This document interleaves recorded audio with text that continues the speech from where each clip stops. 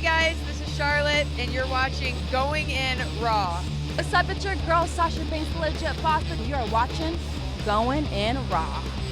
You like that? What's up? This is the most must-see WWE superstar of all time and his lovely, gorgeous wife, Marie. and you are going in SmackDown Live. This is the glorious one, Bobby Roode, and you're watching Going In Raw. Hey, friendo, Steve here, and welcome back to Going In Raw. I'm by myself in this weird, freaking film noir-esque setup that I got going on here. I don't know what I'm doing, man. I decided to go in the office today. Larson's gone. He's out. He's on vacation. He's doing his thing. I'm actually about to join him. Me and the wife are going to hop in the car in about an hour from now. So there will be no post-show for patrons today. I apologize for that. But, yeah, I noticed in the live chat here, you guys are talking about how old I am. And I don't appreciate it. Gas was probably about 63 cents back when I was born. But anyways, yeah, so this is Going In Raw, the only pro wrestling podcast you need to be listening to right here at youtube.com/Steven Larson. Be sure to hit the subscribe button, the little notify bell next to it, and all that good stuff. Yeah. Whew, man. The Wrestle Hub is telling me to remember the hashtag Wrestling Podcast Awards. Apparently we're nominated for some awards. So that's great. Anyways. So yeah. Where was I? Going In Raw? I'm lost without Larson, to be honest with you. Even if it's just here. I was actually just waiting for the chat to start talking about how this is all weird. I'm by myself. It doesn't happen very often. There's like a couple weird things happening coming up too. Next week, I'm going to be gone Wednesday, Thursday, Friday. Can't say why. I'm going to be doing some stuff for the channel.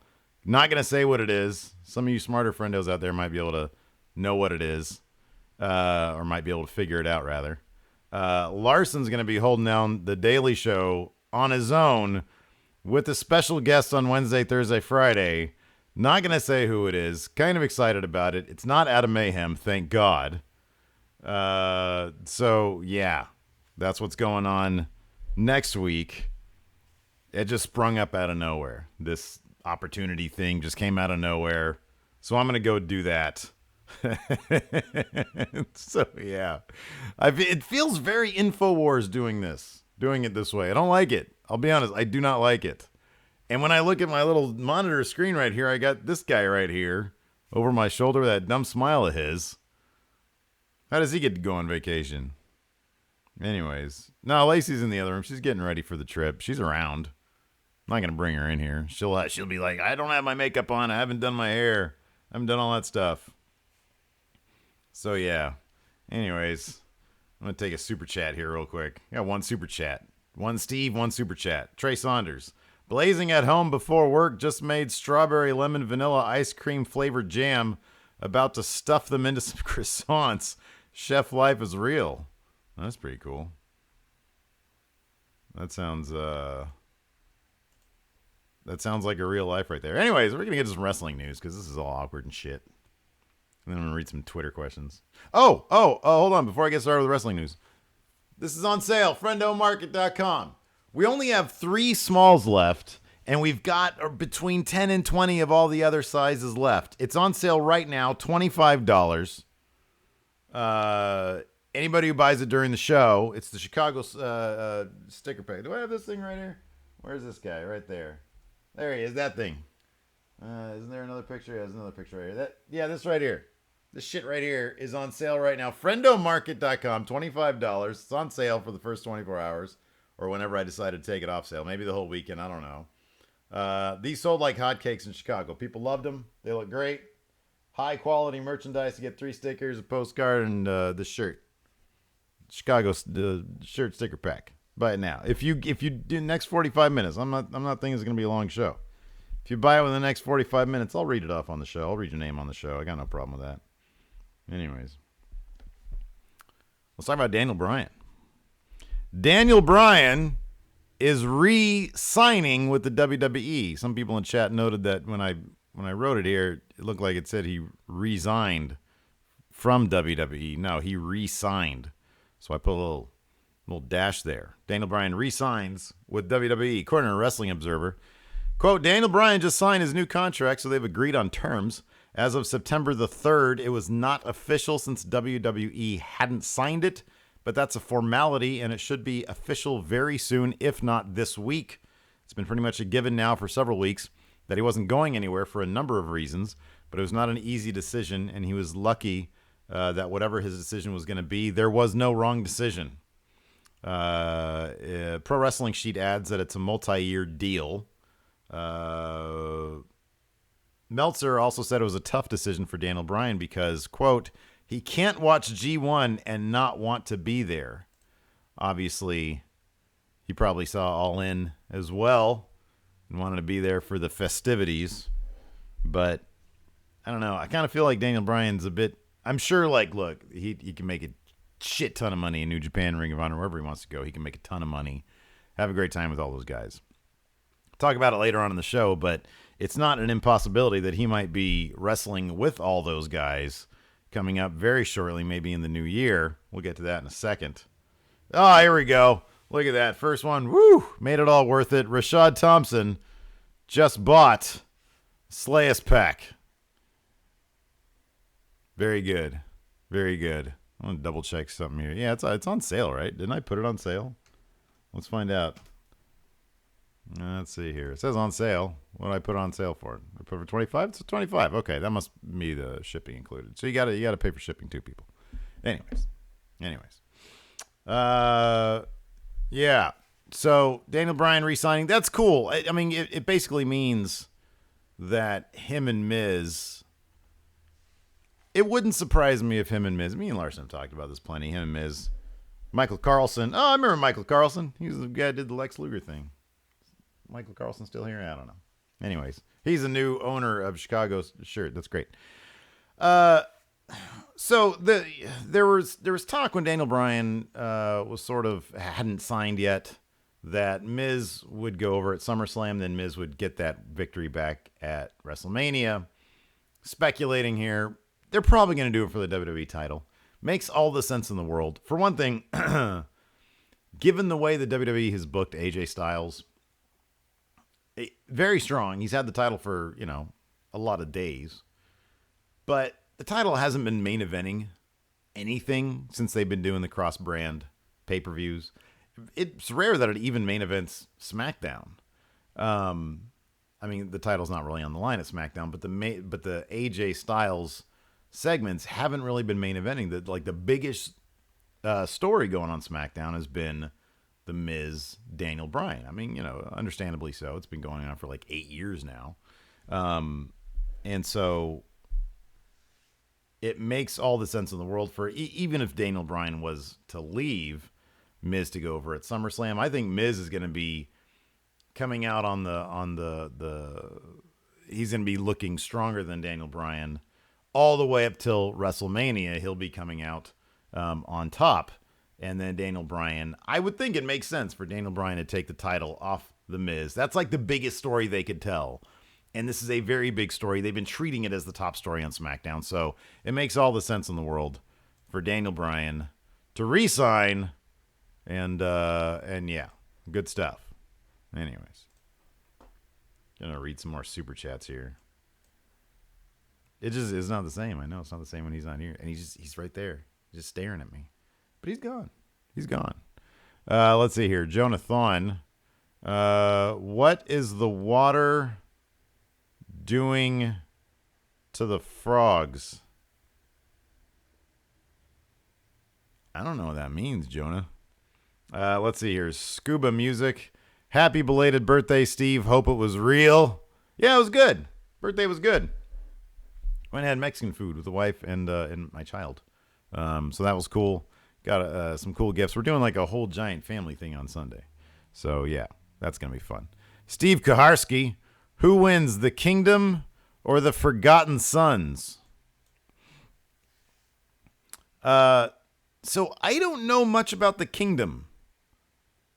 Isn't Matt Taven in the Kingdom?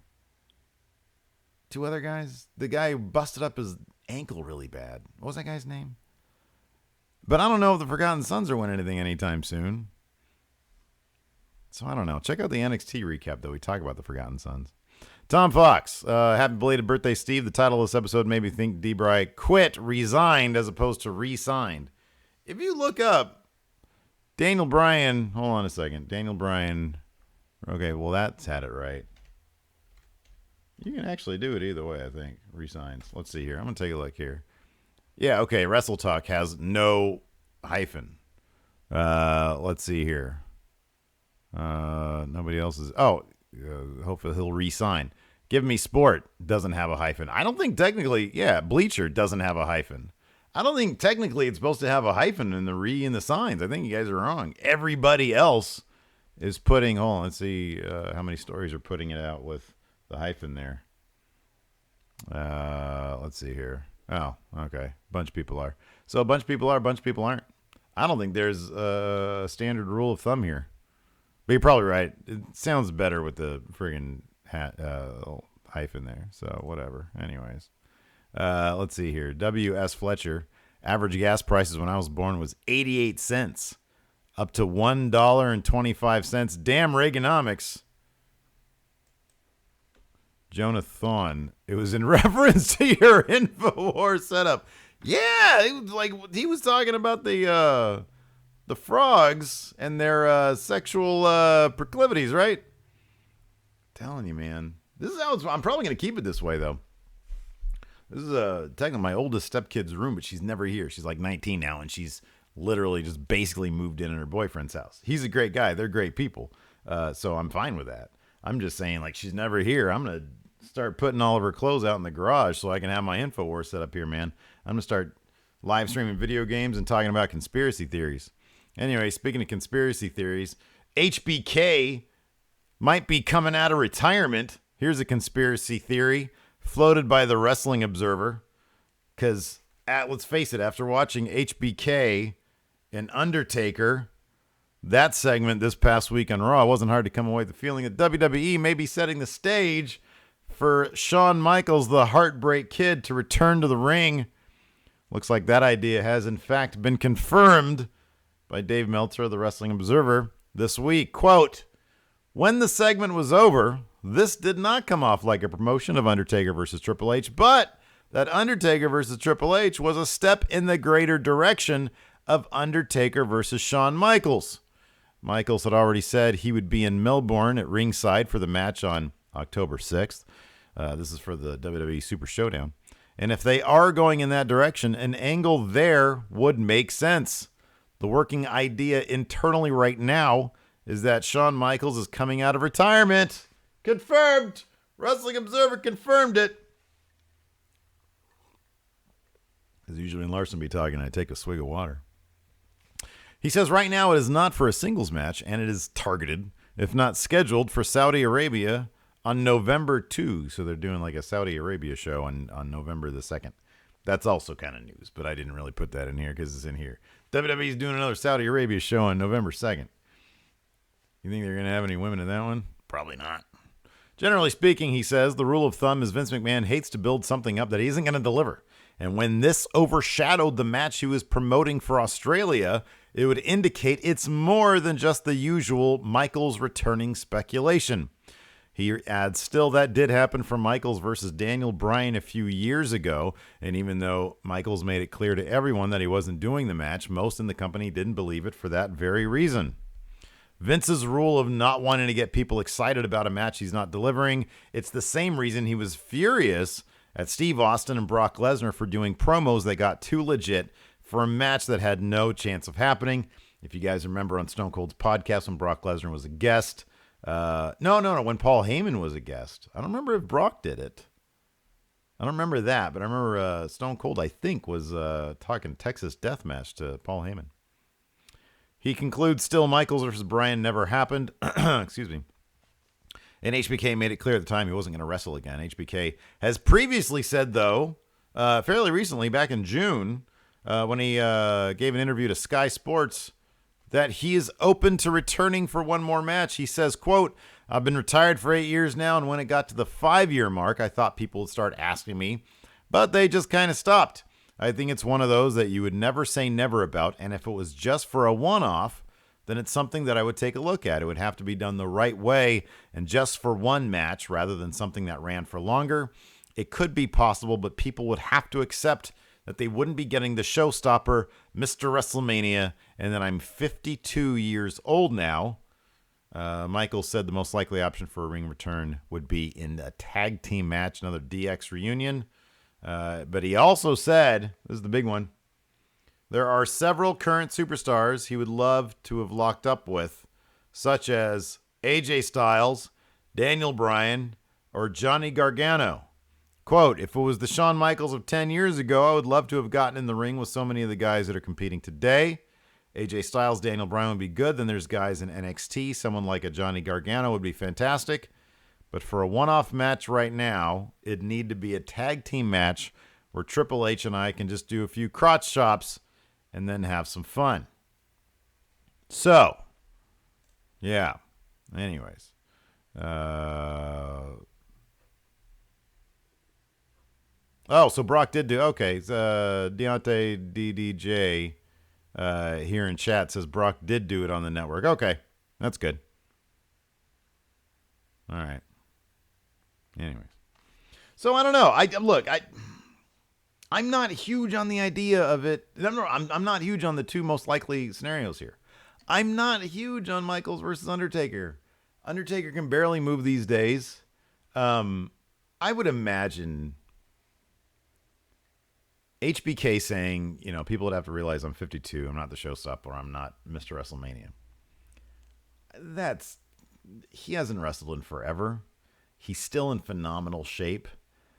I'm sure the man could adapt his old body to a match that would be with AJ Styles, Daniel Bryan, Johnny Gargano, to something that is absolutely thrilling.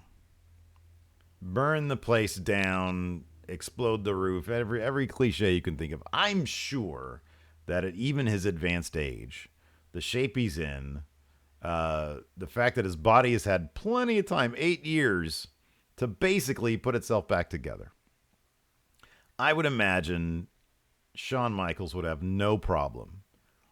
We've seen Daniel Bryan be able to put on thrilling matches with largely mat-based, a largely mat-based philosophy.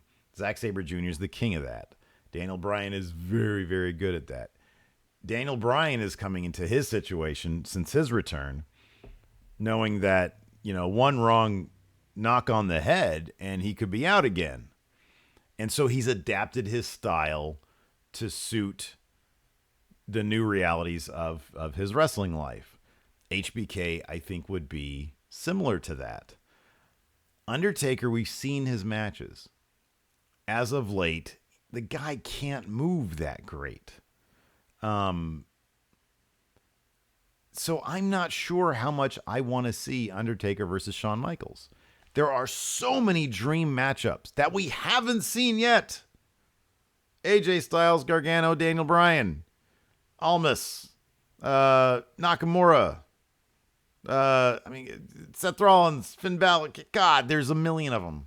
And I know he's not interested in that. It sounds like he's not interested in that. But if we could get a couple matches out of him, why waste him on The Undertaker? I know that's like a money match. I know it's a big money match. I understand that.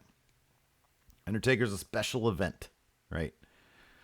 But for the wrestling fan, I think a lot of us, what we'd want to see is something that we never thought we'd see. That's my 2 cents. There you go. Like Deontay also says HBK versus Adam Cole, baby. There you go.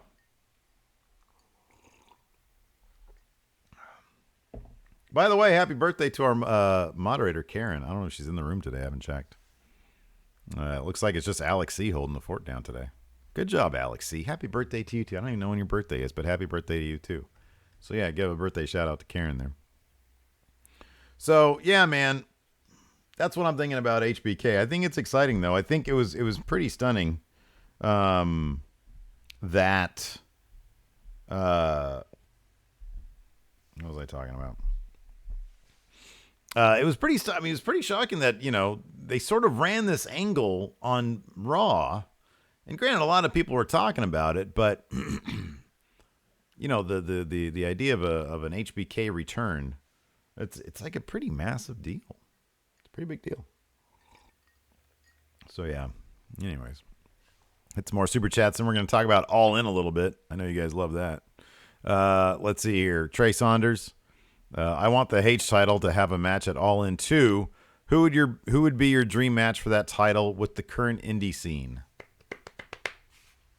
All right, well, let's say somehow, miraculously, Adam Mayhem holds on to the H title. I got a hair in here. For the next year. And he shows up at All In 2. Double or nothing.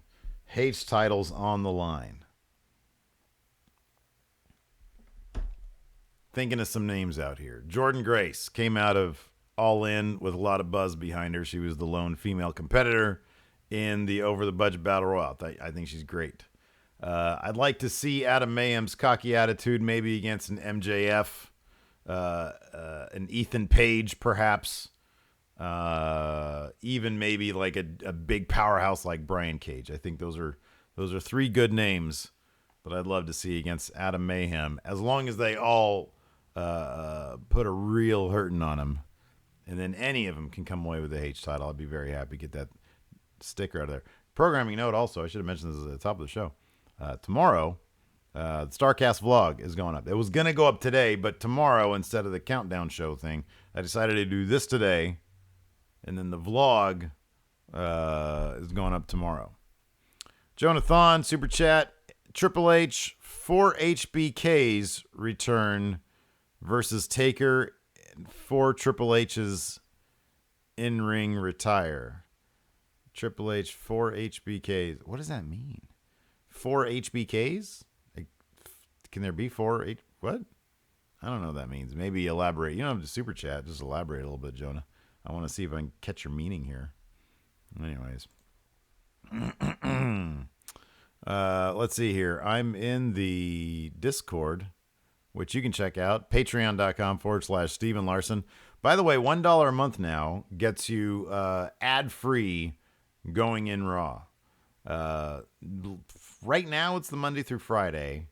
And basically all we're doing is we're just putting this live stream version, not adding any ads to it. We're putting that up on the Patreon wall, so but remains unlisted. So yeah, if you're tired of the pesky ads and Going In Raw, $1 a month gets you ad-free Going In Raw. It's a better deal than if this is the only thing you watch on YouTube, which I really doubt it is. If it's the only thing you watch on YouTube, you don't have to worry about YouTube Premium, $10 a month. Just get this for $1 a month.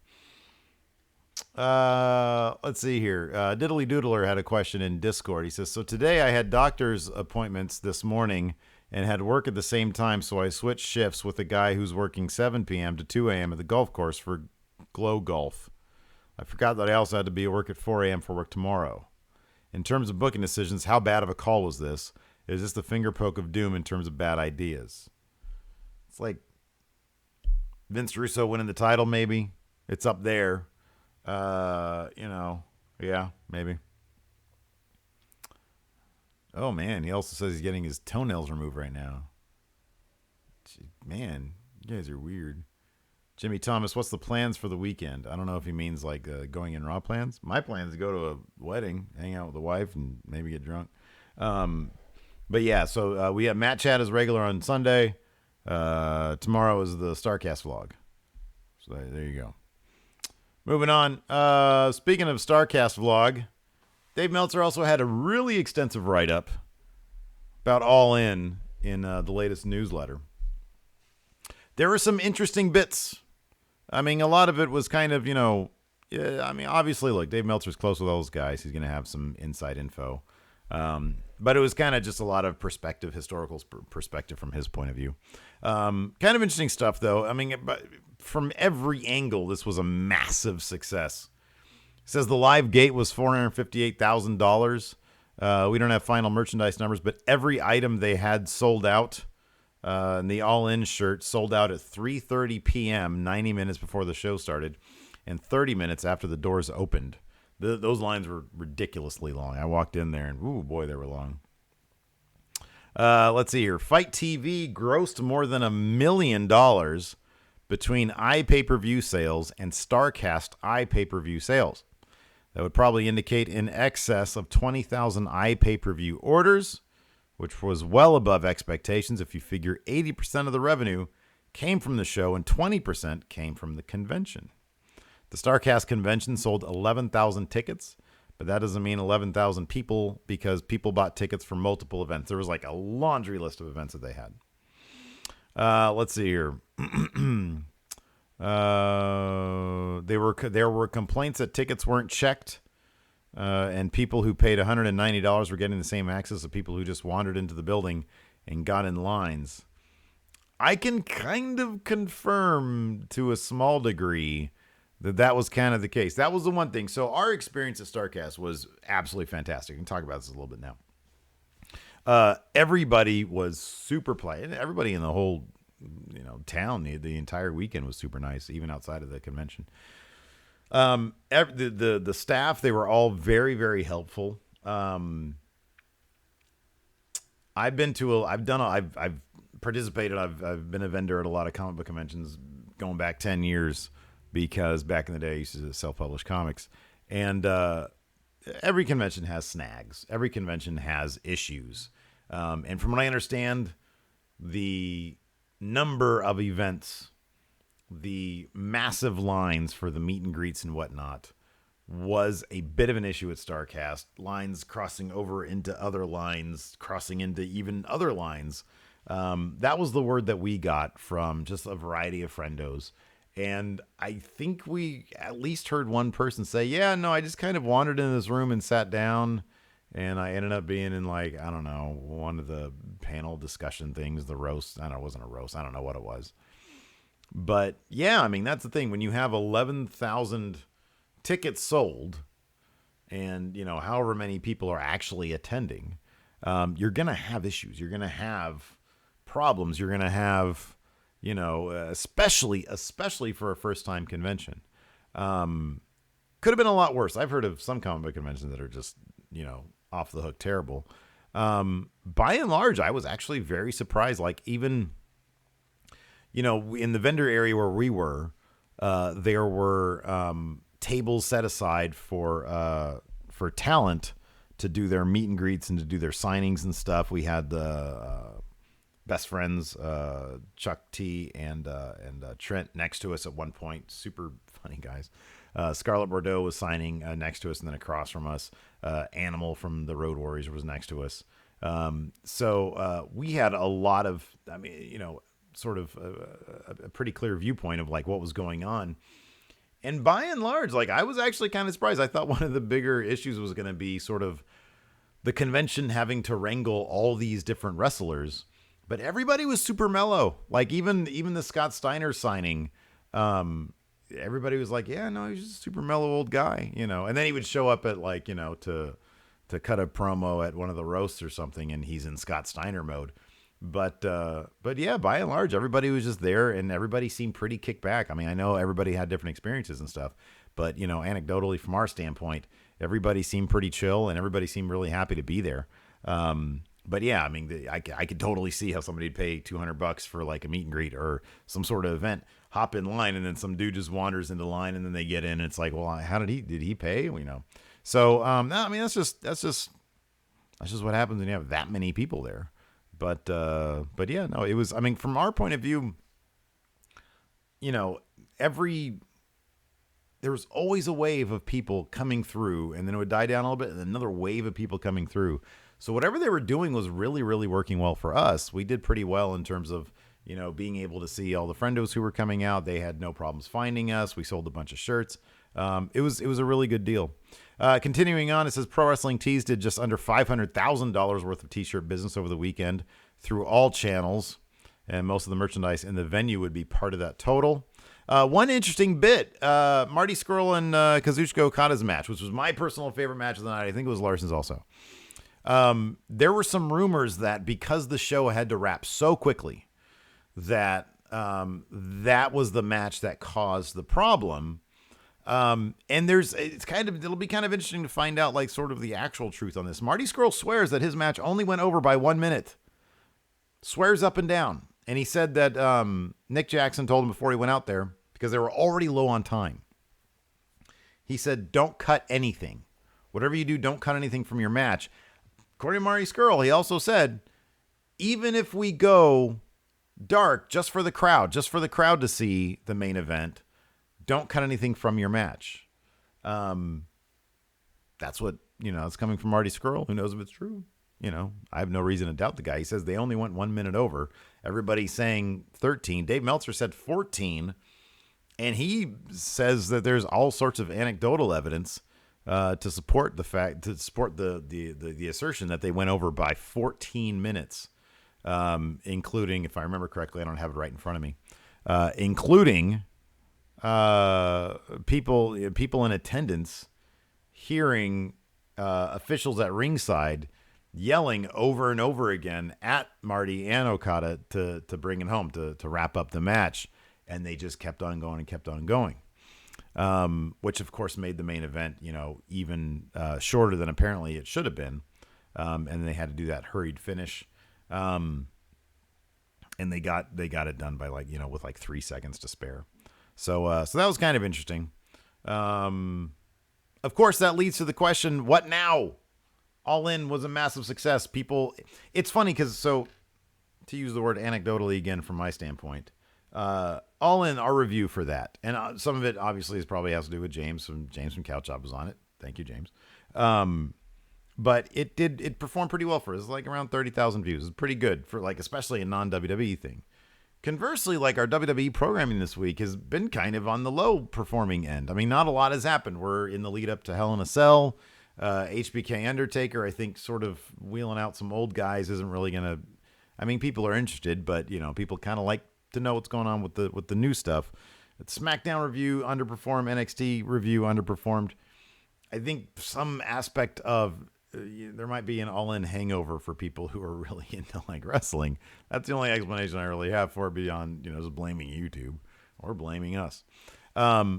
But there was a very, very heavy interest in our thoughts on All In. People are still talking about it. My dad literally yesterday was texting me because he was listening to Busted Open. My dad's not a wrestling fan, but he likes to listen to who he thinks are our competitors. And he was like, hey, people are still talking about this All In thing. I'm like, I know, it's crazy. So it's a pretty big deal. Meltzer sort of speculated a little bit, talked about the core group, Cody, the Bucks, and Kenny, and Hangman Page. They all have contracts that end around the same time. Apparently Marty Scurll might be a little bit after that. But some of you might have heard this vow that Cody made and the Young Bucks, that whatever we do next, we're all going to do together.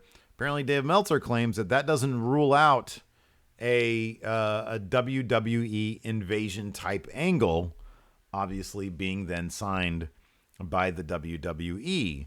Matt Jackson, in an interview with Fightful, said, contract season's here, right? I think it's been 20 years since there's been wrestlers who have the leverage that we currently have. We're aware of that. We know the position that we have. Next year will be the year we get paid no matter where we're wrestling. Now, obviously, Ring of Honor has Sinclair backing them. However, Sinclair hasn't ever really treated Ring of Honor like something that they should put a ton of money into, not WWE money into. That's why Ring of Honor is more a springboard into WWE and not the other way around. New Japan has money, obviously, but nobody has more money than WWE. So it's interesting that these guys could cash out or cash in big time, way over anything they made from All In, anything they've made from New Japan or Ring of Honor.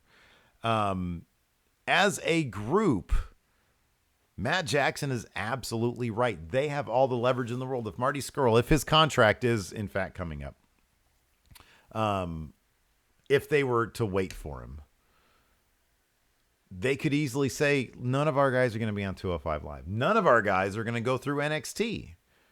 All 5 of us are going straight. 1, 2, 3, 4, 5. Okay, if you include Marty Scurll, it's 5. Straight to the main roster. This might be I'm not going to say unprecedented because Hogan had a lot of creative control, obviously, in WCW. But for WWE and Vince anyways, this could be, in the modern age, an unprecedented contract for all these guys. If they all come in together as one group, they could dictate creative terms. They could dictate financial terms. It's all very possible. They can dictate probably most of all their schedule, and kind of, run their own kind of operation there. I think it's got to be pretty exciting for them to think of that. So apparently I would think it sounds from what we've seen here. I don't think any discussions have been made. I think they're probably, once their contracts are up or on the precipice of being up, they're going to say, okay, who's going to offer us the most money? Who's going to offer us the best situation? All In, I mean, say what you will about All In. Yeah, it was a massive success. Will they do a sequel? Maybe. But it was also, if you guys watched that 47-minute episode of Being the Elite, a massive task to put together.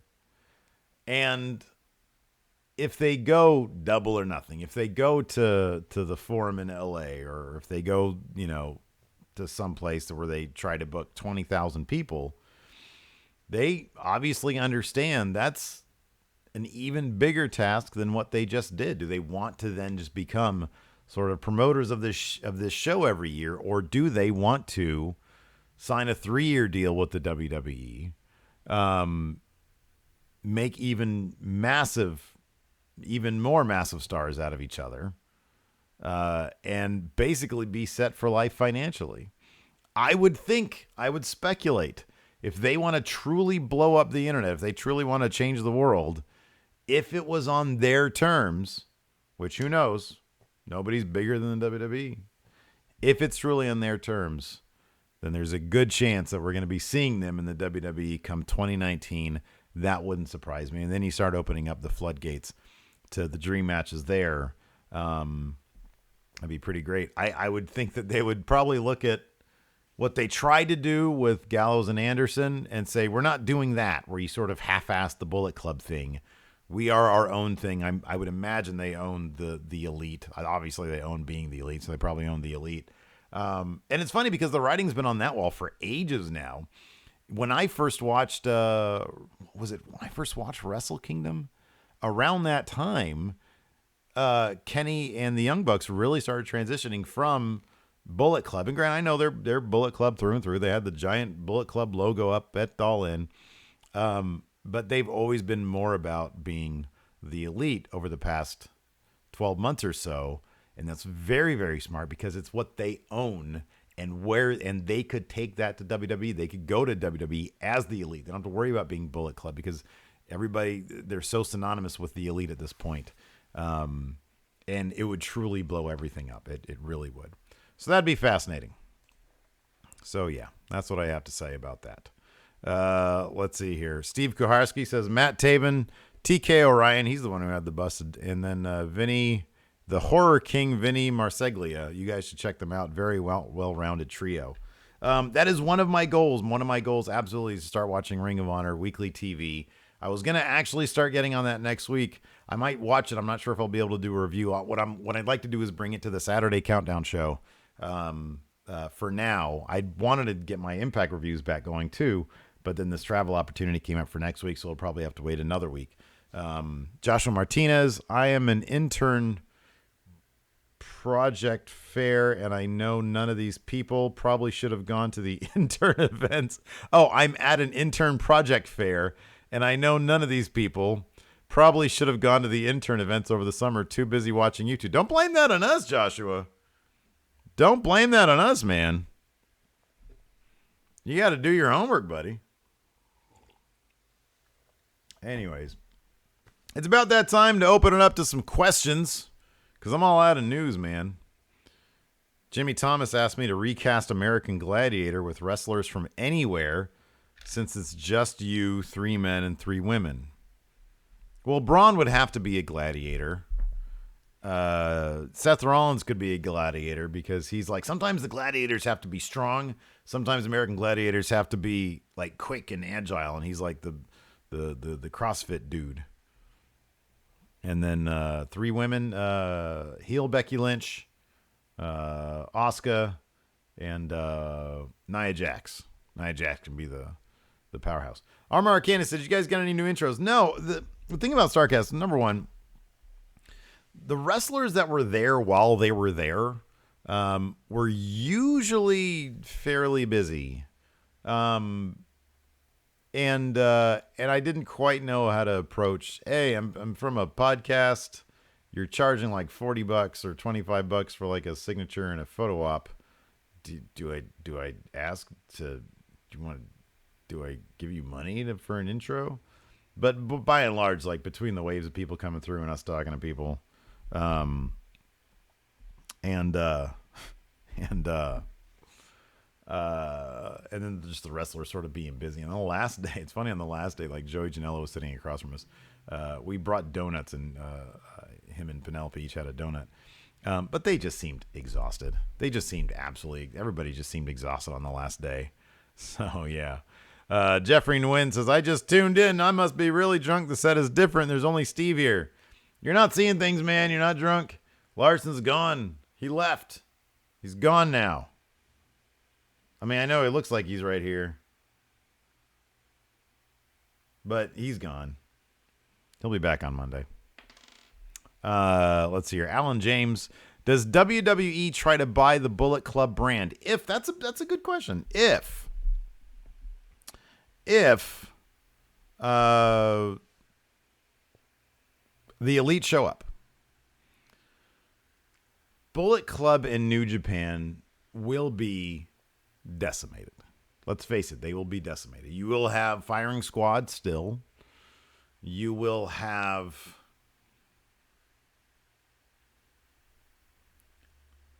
Stephen Amell. What the fuck else do they have?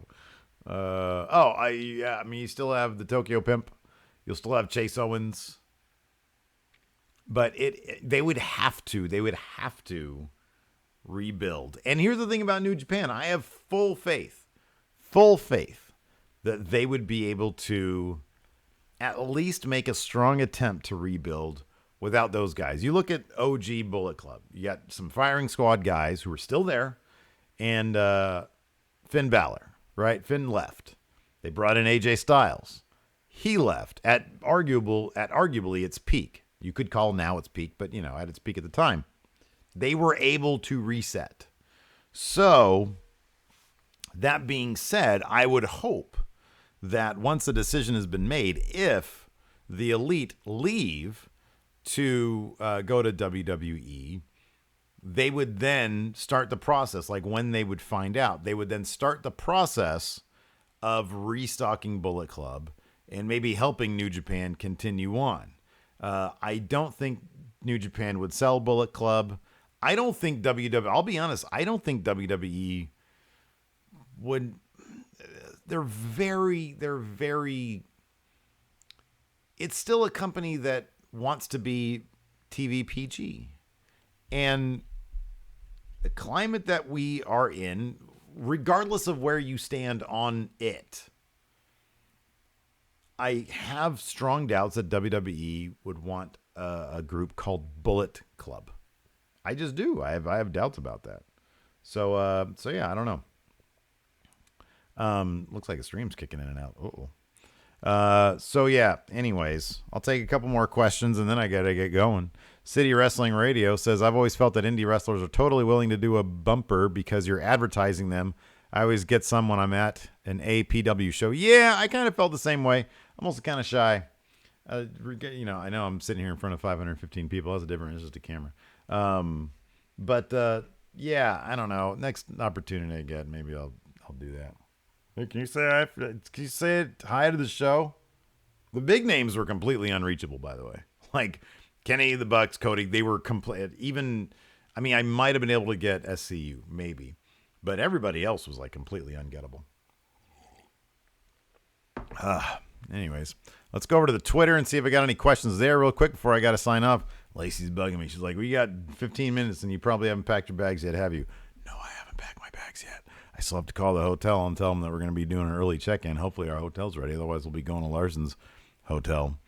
Thomas Beller, what's one thing about wrestling you love that Larson hates and vice versa? One thing I love about wrestling that I love and Larson hates. I can give you the other one. I hate, with the exception of Tanahashi, I hate the sling blade. And I think Larson's totally cool with it. He never bitches about the sling blade. Let's see here. Big Jim Hale, out of all the wrestlers set up next to your StarCast booth, who was your favorite? Chelsea Green. Chelsea Green, easily. She walked into the room and the entire place lit up. Her charisma, she was very, like, outgoing, personable. Like, everybody who came up to her, she treated like they were her best friend. She was absolutely fantastic, and she killed it in that fatal 4-way match. So, yeah, I can't say enough about Chelsea Green. And also, Trent and Chuck T, they're literally what you think they are. Like, they sat next to us. They're literally... Chuck T showed up like 2 hours late for his signing, and Trent was like, dude, what happened? And he was like, I don't know. He's like, what happened? Nobody told me what to do. It was pretty funny. Let's see here. A couple more. JP Zamet, favorite city to host All In 2 and why? Los Angeles.